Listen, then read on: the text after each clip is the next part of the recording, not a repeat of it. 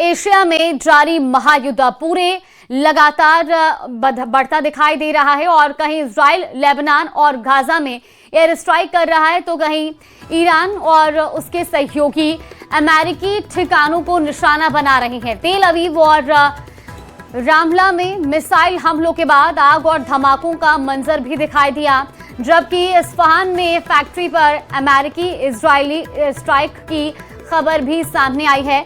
वहीं ईरान ने operation 2 promise 4 के तहत ड्रोन हमलों का वीडियो भी जारी किया है। इस बीच इजराइल के भीतर इजराइल की सरकार के खिलाफ विरोध प्रदर्शन भी तेज हो गए हैं। ये जंग अब 17वें दिन में दाखिल हो चुकी है और लगातार वार पलटवार जारी है। अमेरिका के ईरान के खार्क पर किए गए हमले के बाद ईरान भड़क गया है और अब ईरान ने अपने हमले और ज्यादा तेज कर दिए हैं।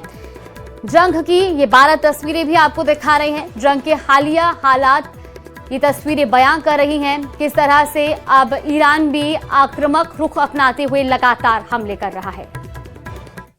वहीं वेस्ट एशिया की जंग अब सिर्फ मिसाइल और ड्रोन की लड़ाई नहीं रह गई। अब इस युद्ध में एक नया और खतरनाक शब्द तेजी से चर्चा में है, फॉल्स फ्लैग ऑपरेशन। ईरान का आरोप है कि अमेरिका और इजराइल उसके ही हथियारों की कॉपी बनाकर क्षेत्र में हमले कर रहे हैं ताकि दुनिया के सामने ईरान को दोषी ठहराया जा सके। यानी जंग के मैदान में अब सिर्फ हथियार नहीं बल्कि रणनीति, प्रोपेगेंडा और छल युद्ध भी चल रहा है। रिपोर्ट देखिए।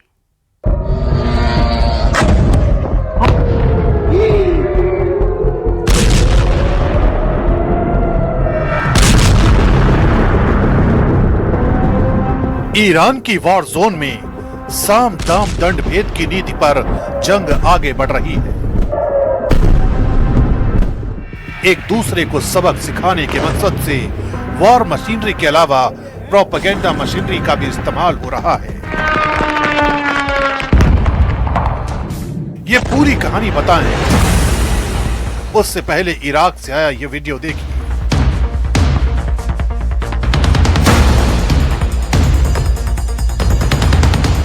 एक अंडरग्राउंड बेस में इराकी रेजिस्टेंस ऑर्गेनाइजेशन से जुड़े कमांडर मौजूद हैं। दावा किया जा रहा है कि इस ऑपरेशन के दौरान ड्रोन के जरिए दुश्मन के उन सैन्य बेस को टारगेट किया गया जो ईरान और पर्शियन गल्फ में मौजूद है।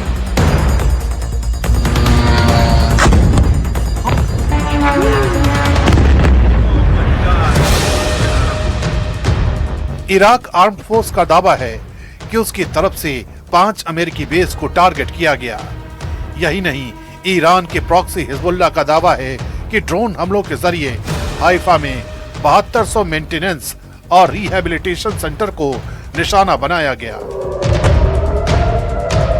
इन हमलों ने पूरे क्षेत्र को युद्ध के और बड़े दायरे में धकेल दिया है। इसी बीच ईरान ने एक और गंभीर आरोप लगाया है। ईरानी सैन्य कमान खतम अल अनबिया सेंट्रल हेडक्वार्टर के प्रवक्ता का कहना है कि अमेरिका ने ईरान के मशहूर शाहिद 136 की कॉपी तैयार की है। ईरान का दावा है कि इस ड्रोन का नाम बदलकर लुकास रखा गया है और इसका इस्तेमाल कुछ देशों में हमले के लिए किया जा रहा है। तेहरान का आरोप है कि एक सोचा समझा फॉल्स फ्लैग ऑपरेशन हो सकता है जिसका मकसद नागरिक ठिकानों पर हमले करवाकर उसका दोष ईरान पर डालना है।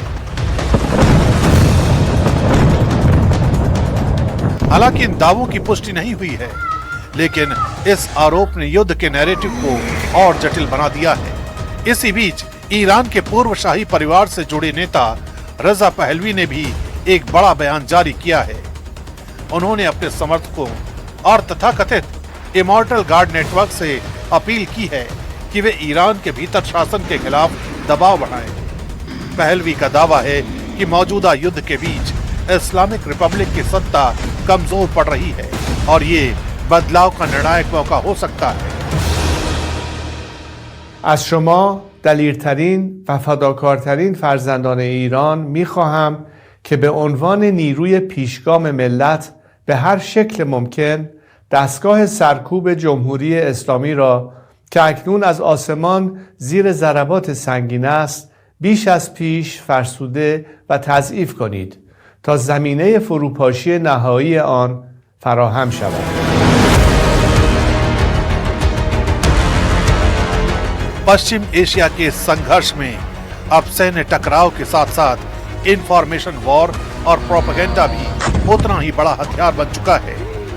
एक तरफ ईरान और उसके समर्थक संगठन क्षेत्र में अमेरिकी और इजरायली ठिकानों पर हमलों का दावा कर रहे हैं, तो दूसरी तरफ फॉल्स फ्लैग ऑपरेशन जैसे आरोप भी सामने आ रहे हैं। युद्ध के माहौल में सच और दावे के बीच की रेखा अक्सर धुंधली हो जाती है।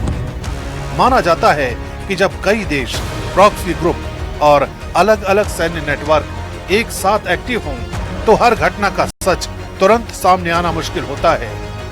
यही वजह है कि पश्चिम एशिया की यह जंग अब सिर्फ हथियारों की नहीं, बल्कि कहानियों और नैरेटिव की लड़ाई भी बन चुकी है।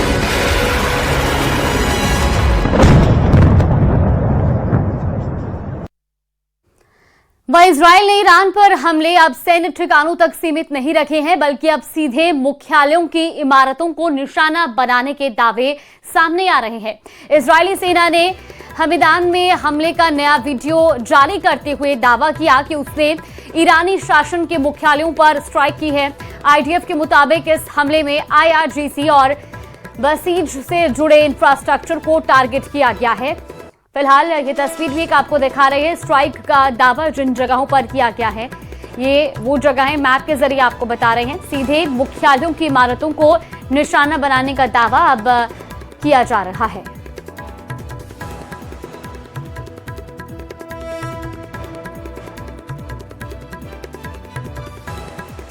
तो ईरान के नए सुप्रीम लीडर को लेकर डोनाल्ड ट्रंप के दावे से उलट एक खबर आ रही है। मुज्तबा खामेनेई के एक करीबी के दावे के मुताबिक वो जिंदा हैं और उन्हें सीक्रेट तरीके से मॉस्को भेजा गया है, जहां उनकी सर्जरी हुई है।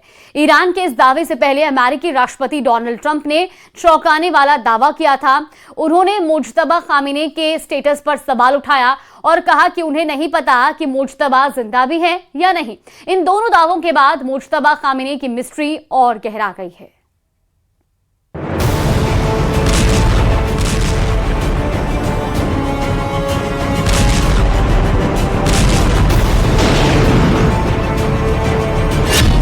क्या ईरान के नए सुप्रीम लीडर बुरी तरह से घायल हैं?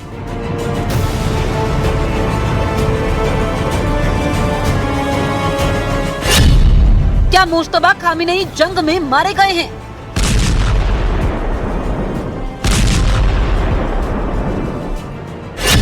क्या मुज्तबा खामेनेई का मॉस्को में इलाज चल रहा है?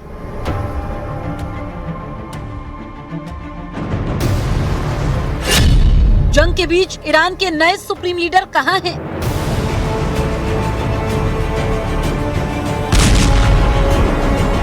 पश्चिम एशिया बारूद की गंध और विस्फोट के शोर से थरथरा रहा है।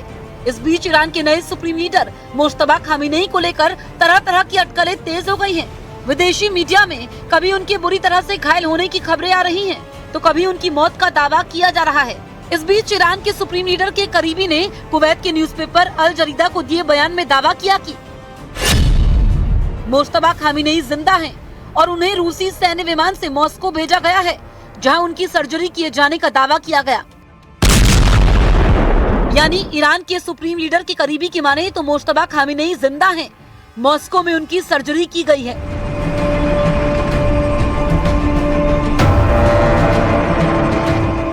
दरअसल अमेरिका और इसराइल के हमले में supreme leader Ayatollah Ali Khamenei की मौत के बाद उनके बेटे मुज्तबा खामेनेई को नया सुप्रीम लीडर बनाया गया था। दावे के मुताबिक मुज्तबा खामेनेई की जिम्मेदारी संभालने के बाद इसराइल और अमेरिका ने फिर हमले तेज कर दिए थे। इसी दौरान पश्चिमी मीडिया में खबर आई कि मुज्तबा घायल हो गए, उन्हें गंभीर अंदरूनी चोटें आई थी। दावा किया गया कि उनके पेट और लीवर में गहरे जख्म हैं। इन्हीं के इलाज के लिए उन्हें मॉस्को ले जाने का दावा किया। मॉस्को में हुई ये सर्जरी किसी मल्टी ऑर्गन फेलियर को रोकने के लिए बताई जा रही है। इससे पहले ईरान के विदेश मंत्री अब्बास अराक्ची ने भी मुज्तबा खामेनेई से जुड़े सभी खबरों को पश्चिमी प्रोपेगेंडा बताया था।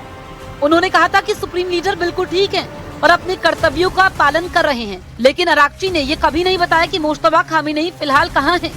लेकिन इससे उलट अमेरिकी राष्ट्रपति डोनाल्ड ट्रंप के ताज़ा बयानों की माने तो उन्हें मुज्तबा खामेनेई के जिंदा होने पर भी सस्पेंस है। एनबीसी न्यूज को दिए इंटरव्यू में ट्रंप ने पूछा कि क्या मुज्तबा खामेनेई जिंदा हैं?